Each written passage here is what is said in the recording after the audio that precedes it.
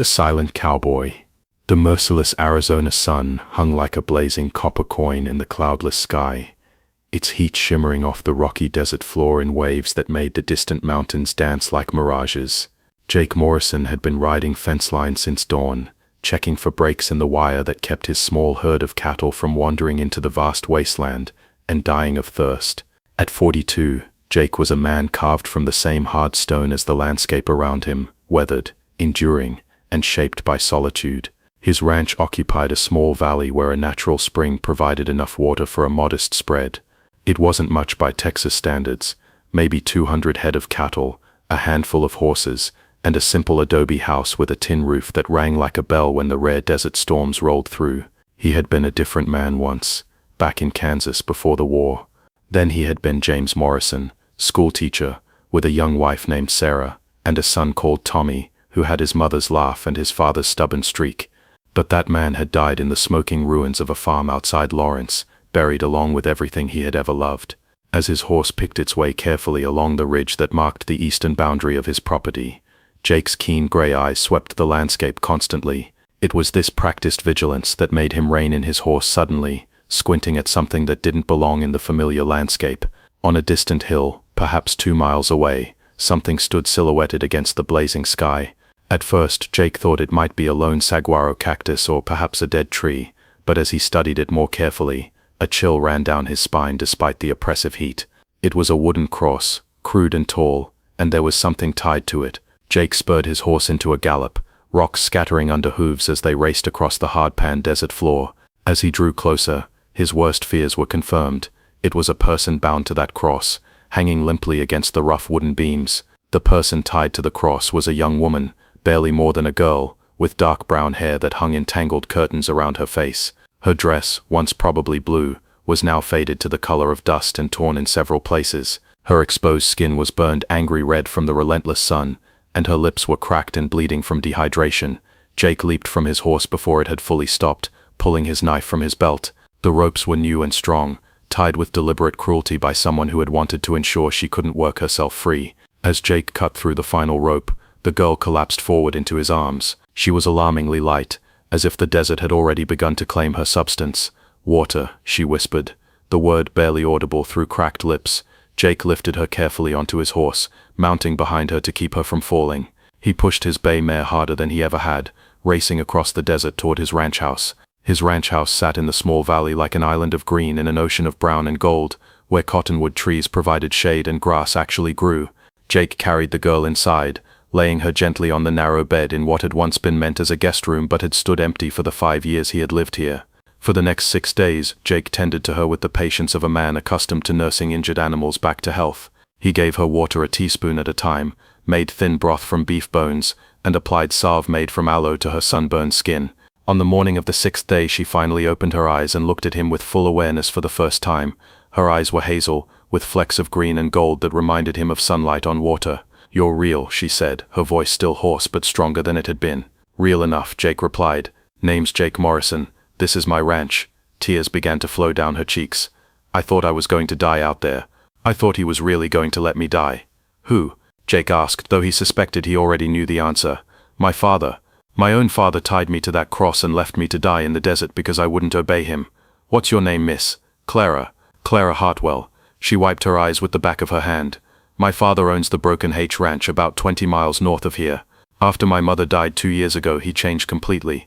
Started drinking heavily, became bitter and cruel to everyone around him." Clara explained how the drinking had made her father careless with money, leading to gambling debts and poor business decisions. "That's when Silas Morton came calling," she continued, her voice growing stronger with anger. "Morton owns half the territory around Tucson, but he's got a reputation for cruelty. They say he's buried 3 wives already, all of them young, all dead under mysterious circumstances." Jake had heard of Morton, a man known throughout Arizona territory, as someone who took what he wanted and crushed anyone who stood in his way. "Morton offered my father enough money to pay off all his debts, plus $1,000 cash, all in exchange for my hand in marriage. When I refused to marry him, my father had his men drag me out to that hill. He said I could stay there until I came to my senses or died, whichever came first." Jake's jaw tightened. Any man who would tie a child to a cross and leave her to die has lost the right to call himself a father. Over the following weeks, as Clara's strength returned, she proved to be intelligent and determined. Jake found himself talking more than he had in years, teaching her about the ranch, the desert, and life on the frontier.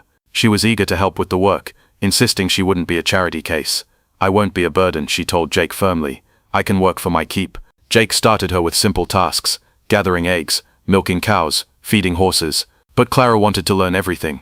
Jake taught her to read the weather, identify useful plants, navigate by the stars, and most importantly, how to defend herself. "Every person living out here needs to know how to protect themselves," he explained as he taught her to shoot. Clara proved to be a natural marksman, her hands steady and her eyes sharp. In the evenings, Clara would read from Jake's small collection of books. "You read a lot for a cowboy," she observed one night. Jake smiled. "I wasn't always a rancher.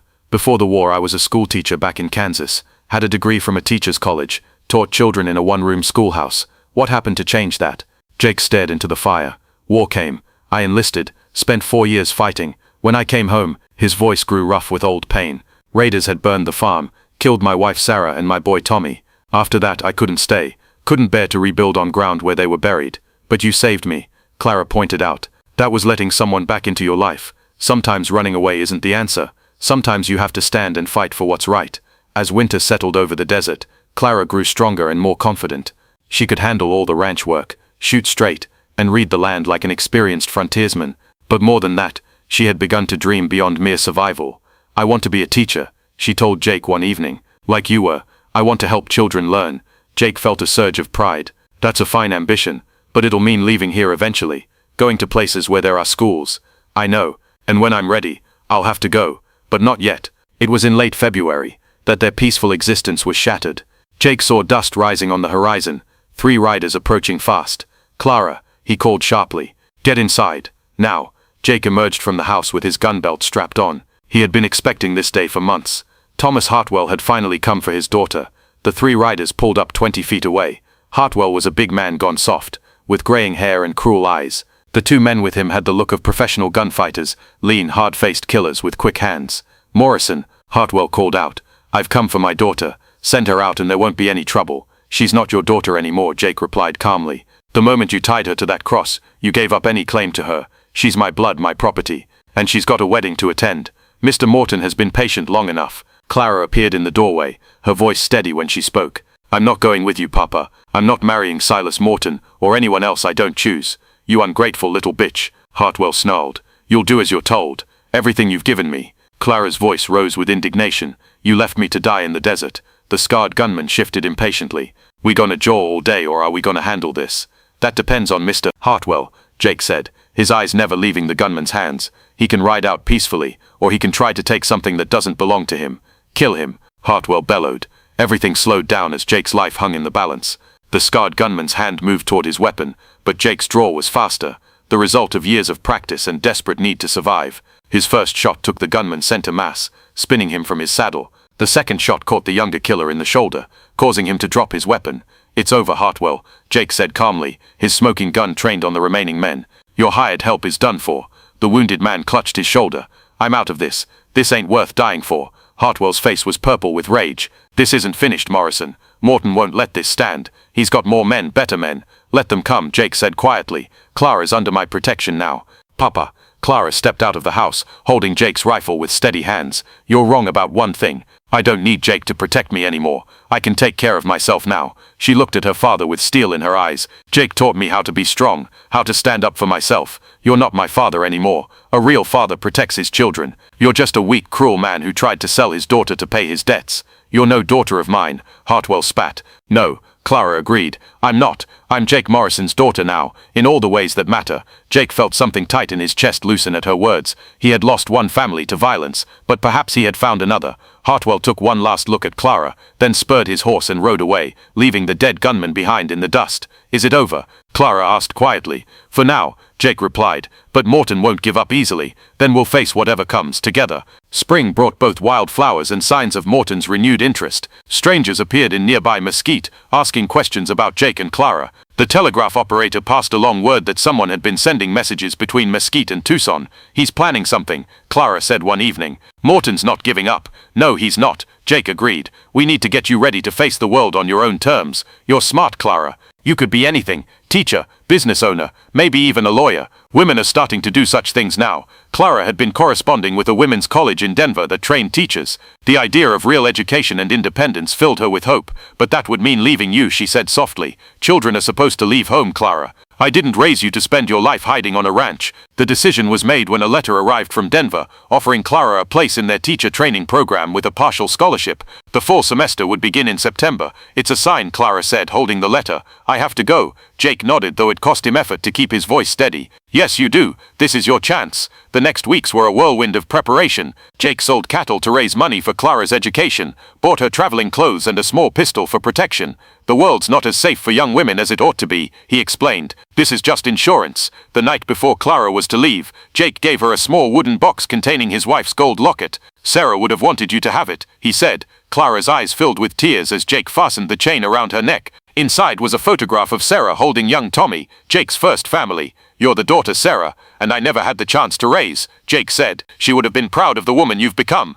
The morning of departure, Jake hitched the wagon for the trip to town where Clara would catch the eastbound stage. As they drove through the desert, Clara memorized every detail: the purple mountains, the scent of sage, the rhythm of hooves on hard earth. At the stage station, Jake helped with her trunk and handed her a leather satchel with traveling money and documents. There's a letter in there, he said quietly. Don't read it until you're well on your way. As other passengers boarded, Clara suddenly felt very young and alone. What if I fail? She asked. Jake placed his hands on her shoulders. Clara, you survived being abandoned to die in the desert. You learned to run a ranch, defend yourself and think for yourself. If you can do all that, you can do anything. Clara hugged Jake tightly. I'll write every week. I'll be waiting for your letters. And remember, this isn't goodbye forever. This is just the beginning of your real life. Clara climbed into the coach, settling by the window to see Jake one last time. As the stage pulled away, she watched him standing in the dusty street until he disappeared around a bend. Miles later, Clara remembered Jake's letter. She opened it with trembling fingers. My dear daughter,